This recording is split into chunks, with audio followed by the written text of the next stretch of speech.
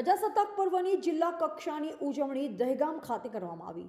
પ્રજાસત્તાક પર્વની જિલ્લા કક્ષાની ઉજવણી દહેગામ ખાતે કરવામાં આવી. આ રાષ્ટ્રીય પર્વ નિમિત્તે ગુજરાત વિધાનસભાના અધ્યક્ષ શંકરભાઈ ચૌધરીએ રાષ્ટ્રધ્વજ ફરકાવી સલામી આપી. અધ્યક્ષે ભારતની આઝાદી માટે પોતાનું જીવન ન્યોછાવર કરનારા નામી અનામી સ્વતંત્ર વીરોને શ્રદ્ધાસુમન અર્પણ કરી નાગરિકોને પ્રજાસત્તાક પર્વની શુભેચ્છા પાઠવી હતી.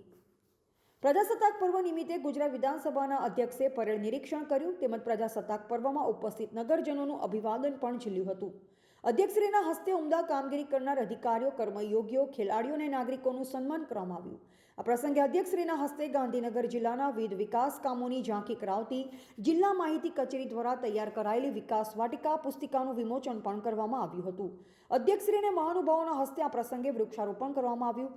બંધારણના ઘડવૈયાઓને પણ આજના દિવસે યાદ કર્યા હતા.